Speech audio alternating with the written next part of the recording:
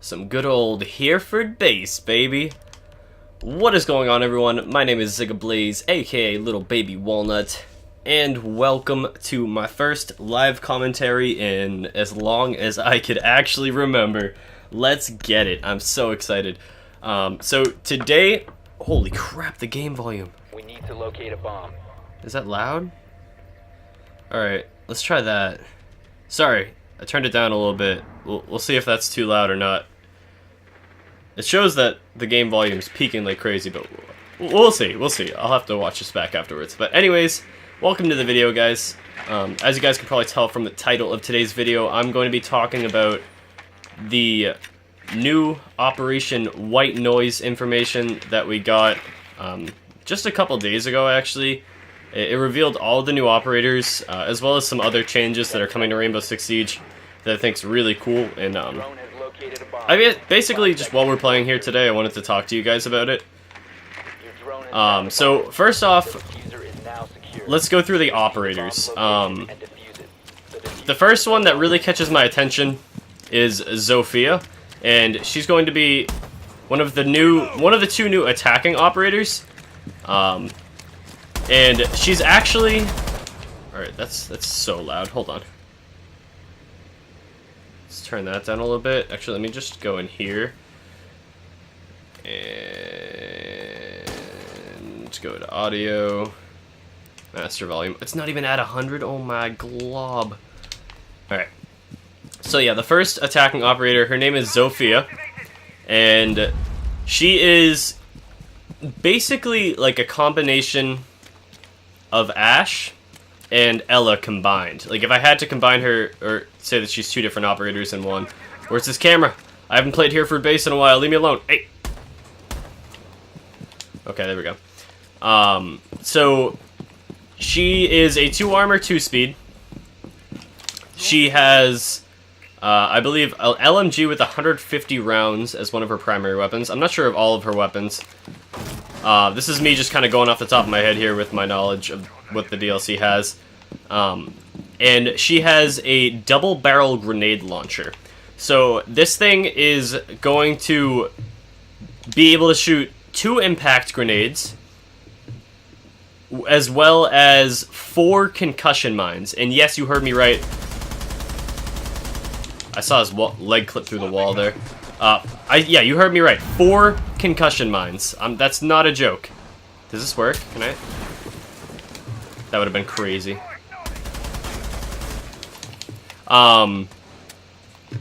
So yeah, they work almost the same as Ela's mines. I think someone's right on the other side of this wall. No, wait, I want to use my other camera. There it is. Alright, let's use some tacticality here. Oh, this boy isn't ready. Oh, yes! Oh my god! 2 for 1! Wallbang! Oh, that'd be crazy if I got the third guy. That was insane. So yeah, when I first heard about her, I was like, oh my god, that sounds powerful. So this chick gets 2 impact grenades in her grenade launcher. And they're not breaching rounds, so they're not exactly the same as Ash. Just so you guys know. They work like impact grenades do on defense when the defense has an impact grenade. And so the way this is going to work is she doesn't have to switch between them, kind of like Capitao has to when he switches between his fire bolts and his smoke bolts. So she's just going to be able to fire an impact grenade into a wall and then immediately start just shooting these concussion mines into the room, which are area of effect. So they go off just like an Ela mine would, and they stun the defense. She is honestly, Zofia's kind of the operator I'm worried about out of the 3 operators here, as far as being unbalanced, just because that's just a ton of utility for one operator to have.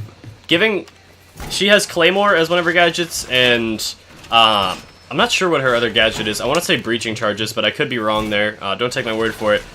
But yeah, so the amount of utility that they're giving her is kind of insane, and honestly, that would be enough, like right there, just to have everything that I just mentioned.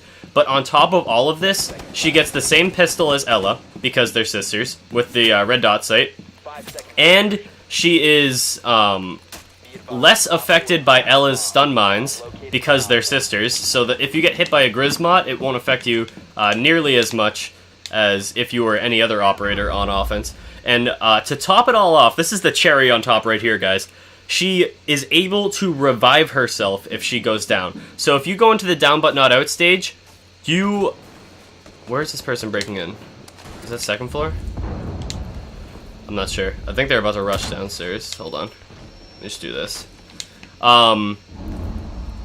Yeah, so if you go down into the final stand mode in this game, you can revive yourself through an animation where you just kind of stand back up. You have to hold X or square, depending on your console of choice, and you'll stand back up after like a lengthy animation of 4 or 5 seconds, and you have 1 HP. Now, that doesn't sound too crazy, but just the fact that you can solo revive yourself is kind of insane. I love casual. Oh, man. Whoa! Whoa! What? What? What is happening? What is happening? I'm in a wall. I'm in a wall. I did not expect... This is not what I planned for. I'm stuck in a wall.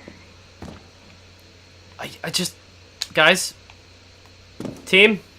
I need help. Oh, I did it. It only took 2 minutes, but I'm back in the map. Holy crap. Alright, anyways, like I was saying, Zofia is kind of like... She's the only operator out of the 3 that I feel kind of worried about. I mean, it still is too early to tell. Like, I can't call it now and say that she's going to be overpowered in any sense, because we don't know that. Sorry, teammate.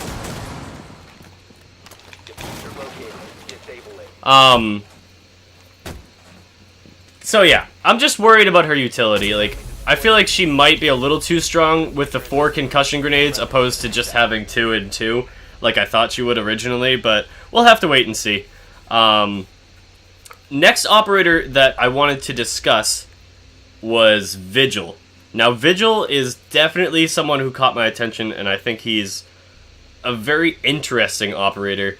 So he's going to be the only defensive operator we're getting this season, and his ability is to scramble enemy drones in the sense that he does not appear on the drone's feed when they roll by him. So, in layman's terms, this basically just means that... oh, look, Inferno Glitch is inviting me to a party. What's up, Inferno Glitch? Shout out to you, man. It basically just means that he's invisible to drones, and the way this ability works is it's similar to Caveira's ability, where it's on a cooldown, so once you pop it, your ability is going to drain in the bottom of your screen where it shows your little ability icon, and once that runs out, then you can't obviously use it for a little bit until it powers itself back up. And he's going to be invisible to drones, but it doesn't seem as overpowered as it sounds at first, because even though he is invisible to the drones, he is still he's still able to be, like, the drones are still able to gather intel on him. So when a drone comes within, I think it's 10 meters of Vigil, even if he's completely invisible to them, there will be like a little scrambling icon on the bottom of your drone HUD, and this is going to indicate that you're near him. And as you get closer to Vigil, the scrambling will increase. It doesn't... It only increases slightly when you get closer to him, and then once you get to a certain point, it won't increase anymore. So, he's not... Oh, yeah, get wrecked, Capcan Trap. Can I hit this from here? Nah, I can't. So he's not, like, completely immune to drones, but what this basically is going to allow him to do is be, like, another very, very strong roaming operator, like Caveira is. Like, as of right now, Caveira, hands down, is the strongest roaming operator in all of Rainbow Six Siege.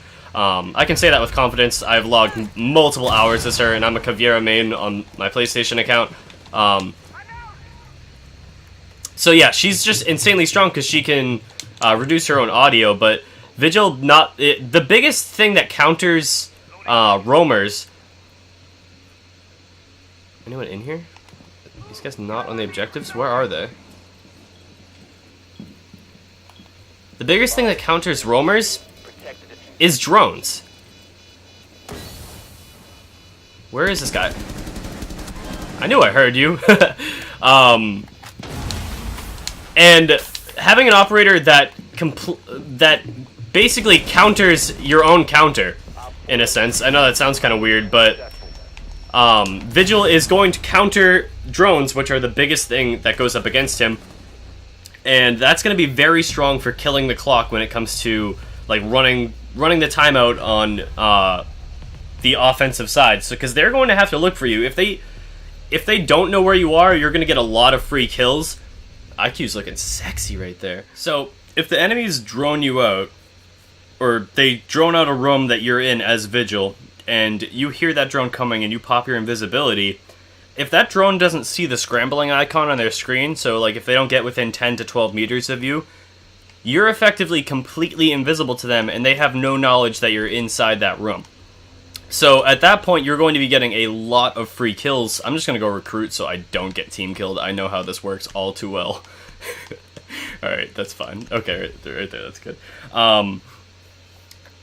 So you'll be getting a lot of kills that way, and on top of that, even if the... Why are they voting me? I'm playing recruit with you. What did I do? Oh, casual. So even if they drone you out and they do get like that scrambling effect, so they... Okay. So even if they drone you out and they get that scrambling effect, they're going to have to take the time to enter into that room and figure out where you are, which is going to give you a bit of a competitive edge against them and give you a chance to just get a lot of kills. I can see Vigil being a very, very strong roamer. In Siege, once people learn how to play him, and especially when he first comes out, because not a lot of people, I think, are going to know how to counter him effectively. Not saying that I will know how to counter him effectively right away, but I just think it's going to take time for a lot of people to get the hang of dealing with him, because he's very unique. There's no other operator in the game that can do something similar to what he does, besides Caveira, who is not immune to drones, but she's immune to people sound whoring her, I guess. So it's going to be very interesting playing him. I can see myself logging a lot of hours as Vigil, and I just think that he's going to be a very deadly combo when combined with Caveira. I think it's just going to be roaming overkill if you have two people that know how to play those operators, and honestly, if you have 3 solid anchors and then a Vigil and Caveira who know what they're doing as roamers, I can see the meta being very crazy for this next upcoming season of Siege. Now, the very final operator that we have to talk about today is one that is... This one has to be the most interesting of all the operators to me. Like, I am so excited for her. Oh my god, this is insane. And that operator is Dokaibi. Sorry, BB. Now, Dokaibi is the last offensive operator we get for the season.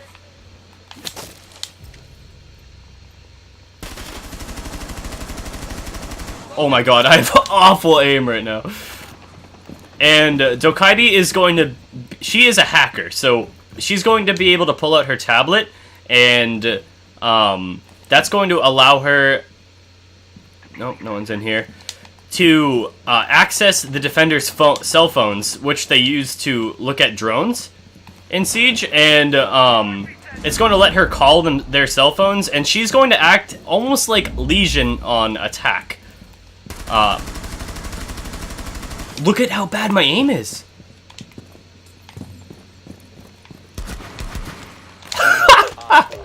Oh man, this is hilarious. So she's gonna call the defender's cell phones and they'll start ringing, and you have to choose as a defender whether or not you want to pull your cell phone out and shut the phone off so that the call doesn't go through anymore, or... Where are you? Oh, she got me. Or if you want to leave your cell phone buzzing in your pocket so that they know where you are. It's going to act... as far as I'm concerned, she gets 2 uses of her tablet to hack the enemy cell phones, and makes all 5 of the attackers ring, with the exception of Echo. He's the only one where his cell phone won't ring. Oh my god, I got her with the Capcom trap. That's lit. That's awesome. So, yeah, Echo, for whatever reason, his tech is too high tech for her to handle. So, he won't have his cell phone ring, but the rest of the operators will. And how this works also is if any operator is killed when there is a Dokaibi on the attacking team, they will drop a cell phone, their cell phone, and Dokaibi can walk up to these cell phones and hack them and turn all of the enemy cameras on defense onto offensive cameras for her whole team, including Valkyrie cameras, which is just absolutely insane. And she just, I don't know, she just seems like such a unique, cool operator, and I'm very, very excited to see how the meta is affected by her. I watched the developers talk about her as well, and they said that if you pair her with IQ, when she activates the enemy's cell phones, if the enemy pulls their cell phone out to shut it off and it's in their hand, then IQ can see those people through the wall. So effectively, you can create, if you have an IQ on your team and a Dokaibi, you can create very, very cool interactions between the two of them, which almost can give you like a UAV in a sense, where you get direct knowledge of where the enemy is, as well as audible knowledge of where they are. So I can just see a lot of crazy things happening with this new season of Siege, and the meta just seems like it's continuously growing. A lot of people seem turned off by new operator ideas when they're first announced because they might seem weird on paper or when they're being explained, but I'm very excited for this new breath of fresh air to be brought into Siege, and I'm hopeful for this season. I think it's going to be a good one. I thought this past season we just had was actually a good season as well. I think Lesion and Ela were both very cool operators to bring into Siege, and they did change up the meta a bit. They didn't change it up too much. Like, I think they slowed down the pace of Rainbow Six, but besides that, they really didn't change the meta all that much. But this new season, I truly do believe that the meta is going to shift very, very dramatically compared to the last few seasons, and honestly, I think we're in for a treat. I'm very excited to bring you guys new content when these operators drop, and to give you some tips and tricks on how I use them and how I figure out how to use them the best, because I'm going to be learning how to use these guys at the same time that you guys are. Alright, let's see. There's probably Chonka right here, if I had to guess. Oh god. Chill, dude. Yep, there he is.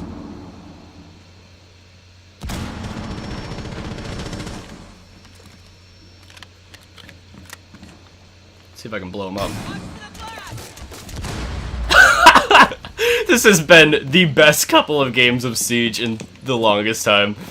So yeah, that's basically all I wanted to talk about. The only other thing that I wanted to bring up is that Year 3 plans were also announced for Siege, and it looks like we're going to be getting some form of a Horde mode, which people are claiming is probably either zombies or some type of alien mode.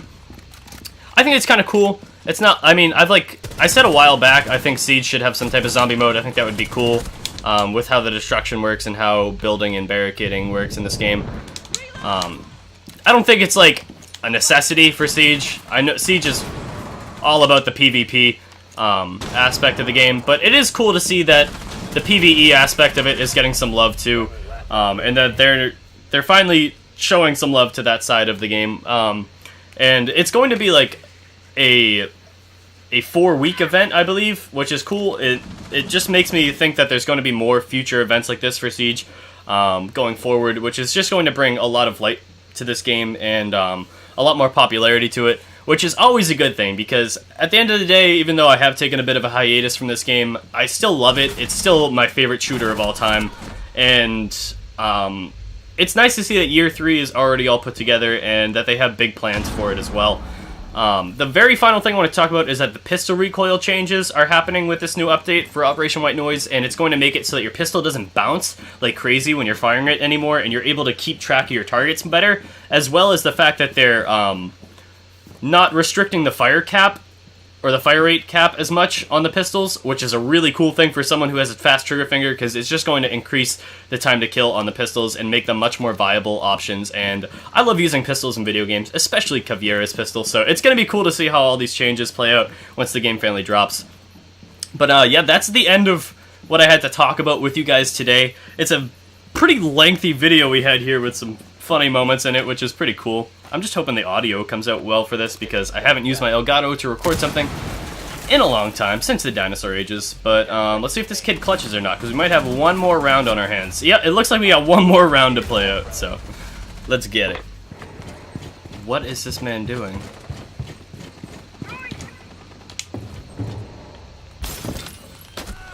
What?